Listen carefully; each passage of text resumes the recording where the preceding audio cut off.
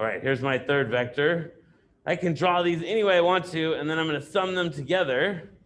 And now I get the sum of those vectors. Whoops, sum, there we go. All right, and if I can move the vector around, but the important thing is that the sum, the total of all those vectors is equal to starting right here and then going over here. So if I change these vectors, if I can move this over here, I keep this vector the same, then I still maintain that final vector goes from the start of the first vector to the end of the last vector. So just imagine a vector like an arrow. You stick it tail to tail, and the sum is the final vector. Okay? So we could do this with many different things. So I can delete a vector. This one back over. Okay, so there we go. All right, so one thing that we could do is we could think about projectiles. Okay, so let's say I shoot a basketball. I throw it straight ahead, or I can use this battery. Okay, so if I throw the battery straight across like there, the battery goes sailing, and the thing about projectile motion is that the forward velocity doesn't change, right? But after some time, right? So there's going to be a component of downward velocity, and so my total velocity is going to be the sum of these two vectors. Over time, as the downward velocity increases, my projectile will have an increasingly downward velocity. So if you were firing a gun, then the bullet would start to fall down. In most video games, they don't really have this. If you play Call of Duty, wherever you put the crosshairs, that's where the bullet goes. That's totally wrong, okay? So in real life, you have to account for the curvature of the flight path, okay? So sometimes they include that, but most of the time they don't.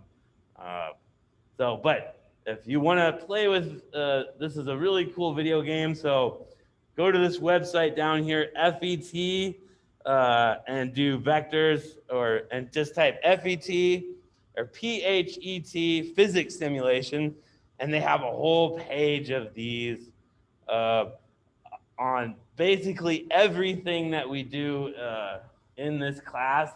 Someone has made a simulation for it using some kind of model. You can click on physics here.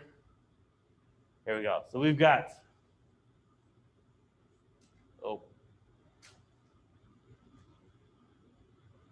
there we go. So we have lots of different kinds of simulations here for almost everything that you could do in physics. So go check out this website. There's lots of little physics video games. Oh, this is one of my favorites, the energy. Oh wait, I don't want that one. I want.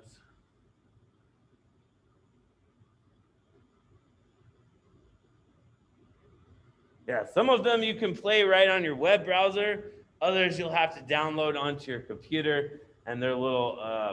They use Java, so you'll have to enable Java. So here's my skateboarder. This is what happens if there was no friction. My skateboarder would go on forever, and it would never slow down. Now, if I added friction here, I could put my skateboarder here, and over time, let's make lots of friction. There we go. So if there's a lot of friction, then my skateboarder is going to come to a stop. So these are very cool video games. So you should definitely go play some of these physics video games. And I will keep pointing them out as we go throughout the semester. But for now, go and play with this vector video game. All right. So as we add our vectors together, we place the tail of vector B at the top of A, and we get our resultant vector. Okay, and Now this page is important, and I just want to point out that I have put this presentation on the Pearson website. So if you go to Documents, you can download all of the presentations that we've done so far. It's a PDF, and so you could read through it. Now, this page is really useful. So if you want to refer back to it throughout the semester, if you need a trig review or you're working on a problem and you're like, oh, what do I do for this one? Well, you can go back here, and this has everything you need to know about sine and cosine, because we're going to do this a lot throughout the semester. When we start to analyze forces and things like that, velocities and accelerations. So, of course, we have down here the Pythagorean theorem, right? So if I know the adjacent side here and I know the opposite side, if I know those two lengths, I can calculate the hypotenuse of my triangle, or I could solve for any other side of my triangle, right? And I can also use sine and cosine to get the angles. So if I know the opposite divided by the hypotenuse, that's equal. That ratio is equal to sine of the angle. Then I can use inverse sine to get that angle. So hopefully you have a calculator, or on your tablet, you can go to Wolfram Alpha. You can download Wolfram Alpha or just go to the website. I think you hopefully have a scientific calculator that can do this, and you can get the angle like this, right? Oh.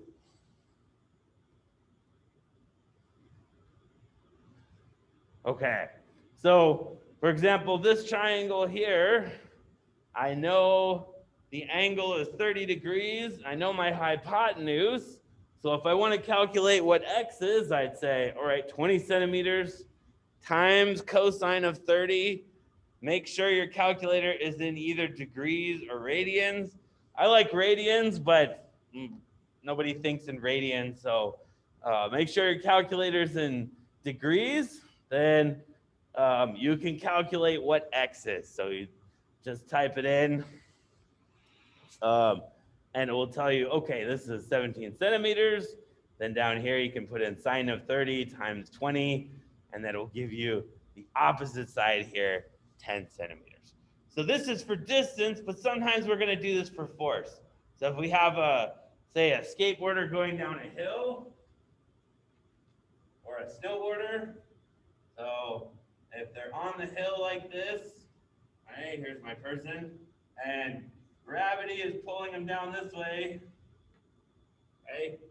Here's my force of gravity, right? We haven't gotten to this yet, but I just want to show you this, right? So gravity's going down this way, and there's a normal force going this way. So here's my normal force, and then here's the force going down the hill. So these are vectors. Force is a vector. Okay, so my actual force going down the hill. So here's my hill over here. Okay, here's my angle theta right here. Then this angle is going to be the same. So here's theta.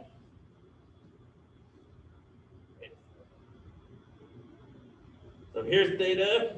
Then I could find the force going down the hill by saying, all right, here's my hypotenuse. So it'll be mg times sine of theta. And that's going to be my force going this way.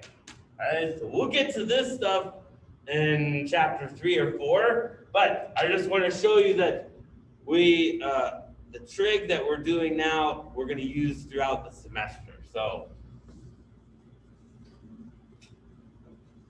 don't worry about this stuff right now. But you can also find this in the back of the e-textbook. Okay, so all right, let's do a little problem with vectors here. So given vectors P and Q, which one is equal to P plus Q? Right, let's take a minute and then we can vote.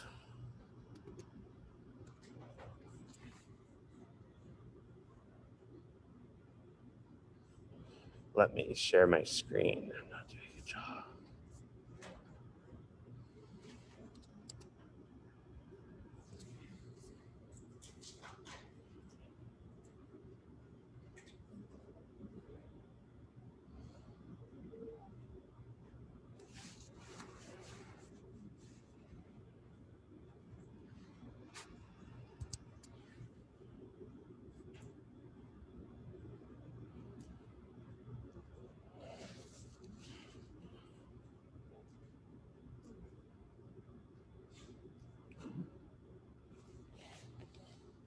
All right, so let's take a vote. P plus Q. How many people think it's going to be A? How many people think it's going to be B? How many people think it's C or D? Okay, well, it looks like most people picked A. Okay, so my first vector here is P, and so I would move Q right over here, and so it'd be attached to this. So Q would draw Q. So if I move Q over here, Q would be about right there, and then my resultant vector would go from the initial place here to the final place, and this one looks about like A, so I think it's going to be A. Yes, the answer is A. So if we add those vectors together, then that gives us P plus Q over here. All right.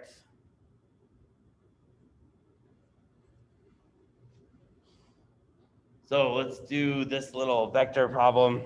Anna walks 90 meters due east and then 50 meters due north. What is her displacement from the starting position? Okay, so let's strategize. We'll need to use trigonometry to solve this. Okay, and what kind of triangle is she going to form with these directions that we've got in the problem?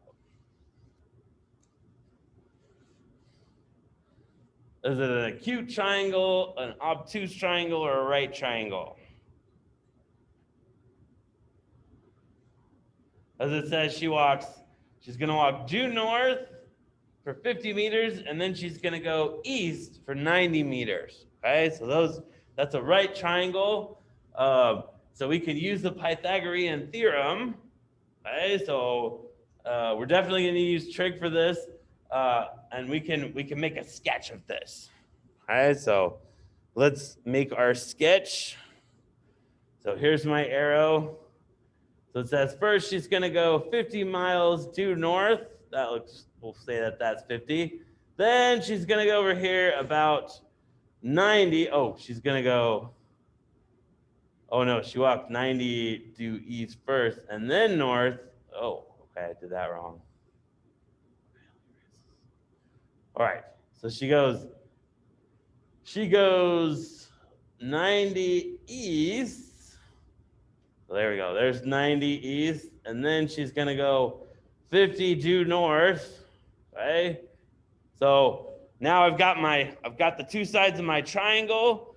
I can get that from I can get the magnitude from the Pythagorean theorem.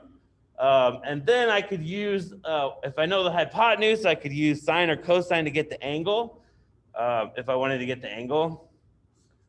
Let's go to the next. Okay. So here we go. We draw the two vectors, displacement with the tail of one vector starting at the end of the other one. Now we've got our picture.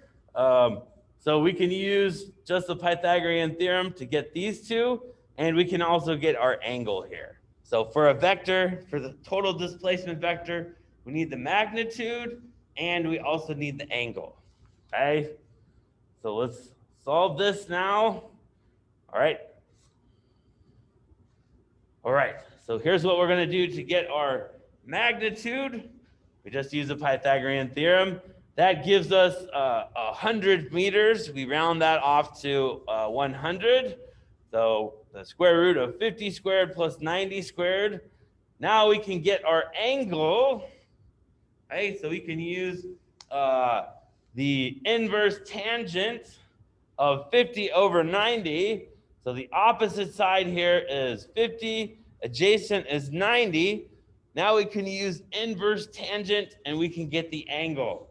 Okay, so now we have our complete vector, right? We know the magnitude, 100 meters, and we know our angle of 29 degrees north of east. Okay, so it's always worded a little bit funny, but it says north of east. So if east is going this way, then north of that would be up. Okay, so, and I think in your homework, it's going to ask you which way the angle is. And you can, if you don't get the direction of the angle right, then it'll mark you off for that. Okay, so sometimes you might be confused, but the direction of the angle is important. So be careful when you're doing the angle, you don't put it the wrong way. So say east of north. If I said east of north, that's a very different angle. So if I say here's my vector, and it's going like this at 29 degrees. So here's 29 degrees. This is north of east, if east is going this way. But if I say east of north, then it would look like this. All right, so 29 degrees here, this is 29 degrees, and this is east of north. So these are very different angles. Right, so it says north of east, so that's what it means right here. Right.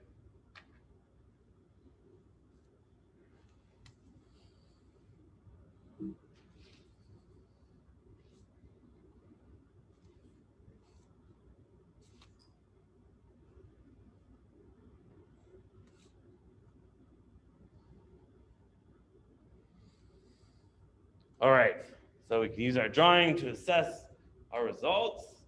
And it's less than 45 degrees. 45 degrees would be where the two sides, the top and the bottom, are equal. Okay, so it looks okay.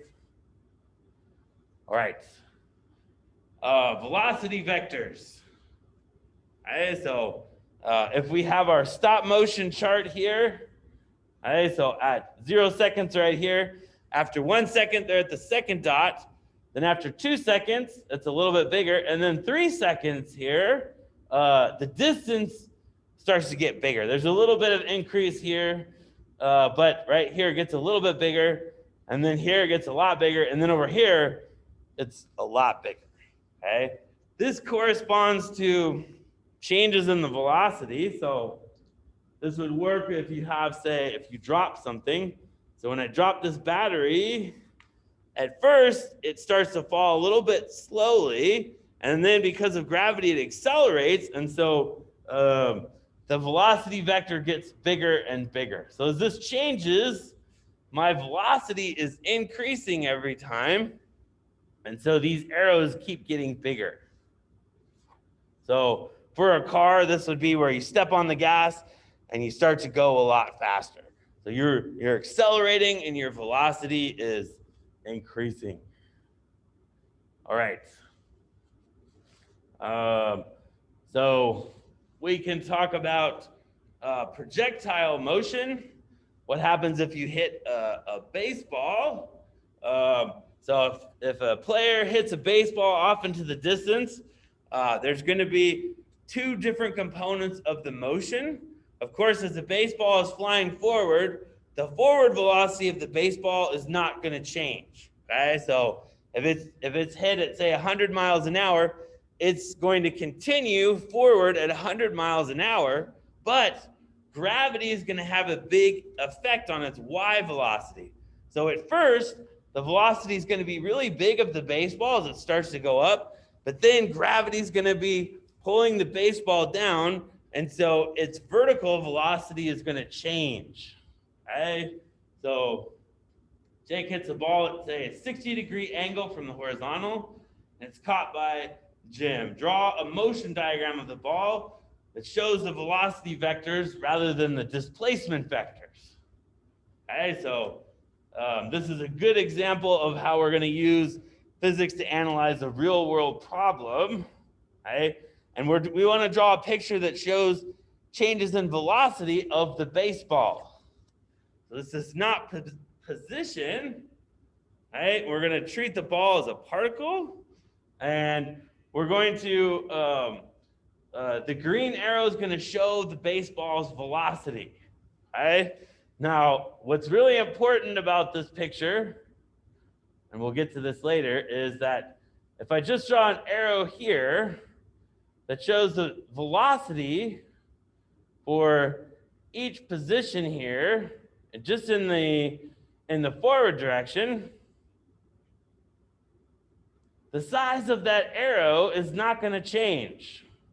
Okay? And that's really important because it means that its forward velocity doesn't change at all. It continues with the same velocity. It's affected a little bit by wind resistance, but not a lot. So this one doesn't change at all. Now let's do one for the y velocity. So at first, the velocity of the ball, when you first hit it, it's going up. It's got a huge velocity. It's moving really quickly. So here's my battery. As this thing starts to go up, it's moving really quickly. But then the magnitude of this one, and I drew this one a little bit too.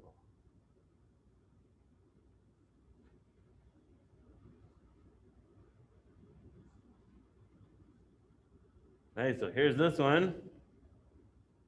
And I draw the x and y component of this. So my y velocity is just to the tip of that arrow. Same thing here. Okay, so right there. So I've got my y component and my x component, and my y velocity is changing a lot. That means the baseball won't get launched into space. It'll reach a maximum height, and then the velocity will reverse directions. Here, there's 0 y velocity. That means it's not changing in the y direction. So as the baseball gets to the very top of the arch, then its velocity doesn't change. And then over here, the y velocity starts to decrease, or it becomes more negative, so it's moving towards the center of the earth. And then when you catch it, it's going to have a really big y velocity. When the person catches the baseball, it's got the same velocity, or the magnitude is the same as when they hit it. It's just in the opposite direction. So you definitely want to wear a baseball glove, not catch it with your hands. Okay. So moving on.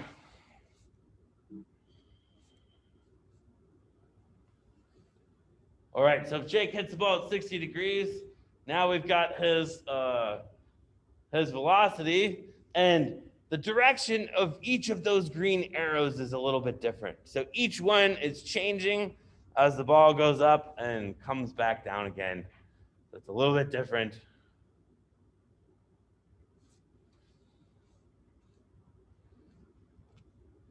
All right, so our drawing of the velocity seems reasonable. We won't get to projectile motion until much later in the semester, but that's okay. Make sure I'm sharing the right screen.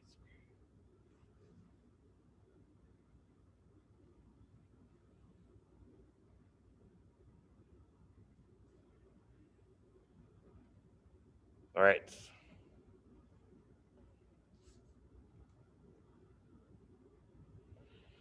All right, so that is the end of chapter 1. We're going to be moving on to chapter 2. I apologize for not finishing it last time, but there's kind of a lot in each chapter. So we're going to switch now to a different topic. We're going to move into chapter 2, and we're also going to start off with some biology questions and some application of physics to living organisms.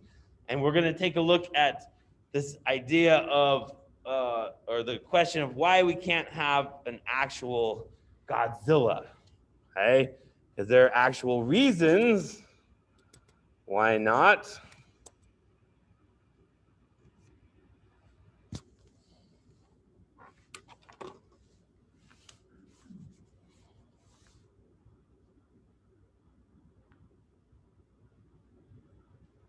All right.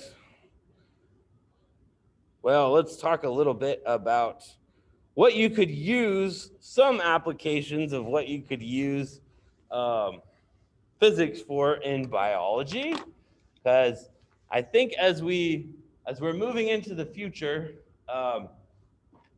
as biology keeps progressing, physics is going to become more and more important. So we really want to understand why do animals, why are they the size they are?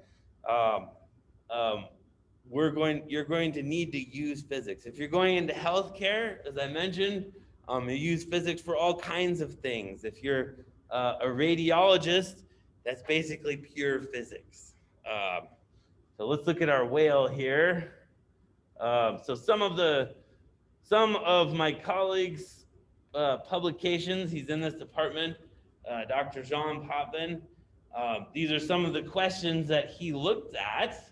So why are there so few species of sharks that can swim in fresh water? Why don't we have more sharks in fresh water? How much energy do whales spend when they feed? And how do whales use their baleen to filter water out of the vacuole cavity? Okay, so how do they keep in the food and spit out the water? When a whale opens its mouth, it swallows a huge amount of water and fish, and it has to get rid of all the water and then swallow the prey that it's going to eat. All right, so he's lucky enough that sometimes the biologists will let him ride along on the boat. And I always say, I'm happy to go and clean the toilets for you so that I can go on one of these expeditions. I can cook, but they never take me. I guess they don't want quantum physicists, but that's okay. I'm only a little bit salty. Okay. But they would put these jackets on sea lions. They do this with sea lions. And there's a bunch of sensors, so it allows them to study many things about the sea lions. Some of these devices will have cameras here, and they also have depth meters, so they can see how deep they go, where's the prey that they're looking for. And the big question is, how much energy do sea lions use when they're swimming? In order to do that calculation, you need to understand the coefficient of drag of a sea lion. Okay? Now, how many of you have ever done a Pinewood Derby race before? How important is drag for your Pinewood Derby car? Like, how important? Yeah, I do it with my son, and we built this little kind of amateurish car. I was like, oh, it's gonna be great, don't worry. But then there are these, I guess, there's a pro Pinewood Derby circuit, and they have all these super thin cars, and they get like, I don't know, like these super expensive lead weights, and they spend hundreds of dollars on these, and so the poor little Boy Scouts don't have a chance. So they have an adult league and a kid league, but that's okay. But drag is really important because in a Pinewood Derby car, it can cost you hundreds of seconds by taking your Pinewood Derby car from about 1 inch to 1/2 of an inch. You can increase the speed of your car by a few hundredths of a second, which could be the difference between winning or not. For animals, it's even more important because that all of that drag takes energy. As the animals are pushing against the water, the more drag they have, the harder they're going to have to swim. That means it's going to cost them more energy, which is also why I guess Olympic swimmers shave their bodies, because all of those hairs create extra drag. And if you're talking about the difference between 1,000th of a second, maybe it could make a difference. And so what my colleague does is he tries to come up with very accurate models for the coefficient of drag of sea lions and whales. And so what he'll do is he'll take a pretty good accurate model of a sea lion or a whale, and he'll scan it with a 3D scanner into a computer. And then he has some simulation software where he can actually try and compute the drag. Okay? And once he has the drag, then they can look at, all right, what is the acceleration of your sea lion or your whale? Those things are, you don't really know unless you actually stick something on it and measure it. Okay? So fortunately, a lot of physicists are good at electronics.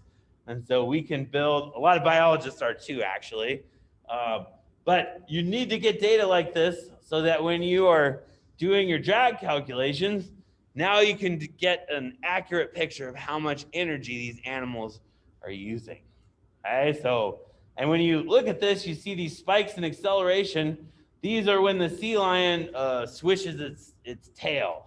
Okay, and their speed sort of changes. So as they're swimming, there are increases in speed and decreases. So as they flap their tail, then they'll speed up a little bit, and then drag will start to slow them down.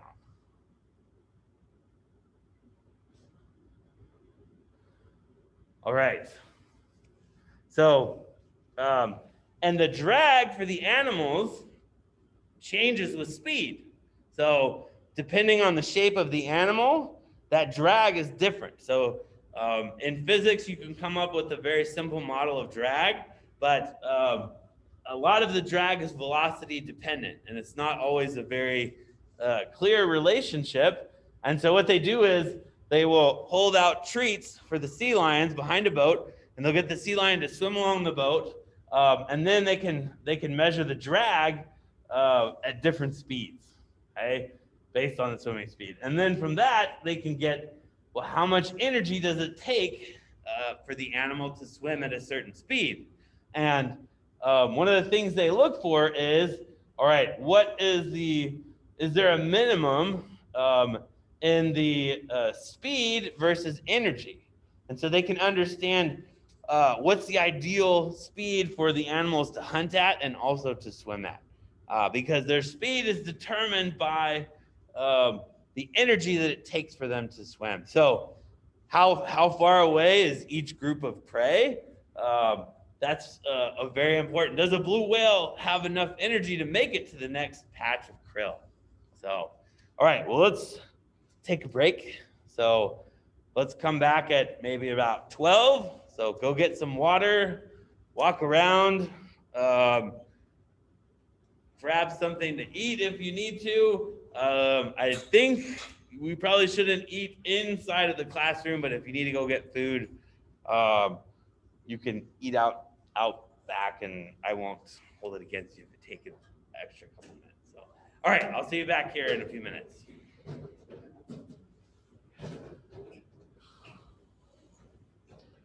Hey, Monica, are you still there? Yep.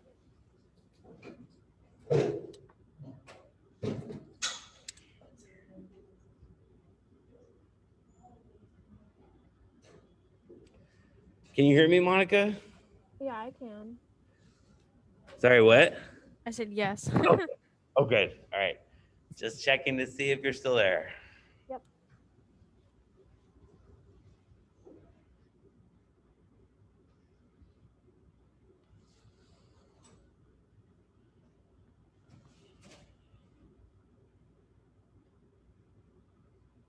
All right, we'll be back in about 10 minutes.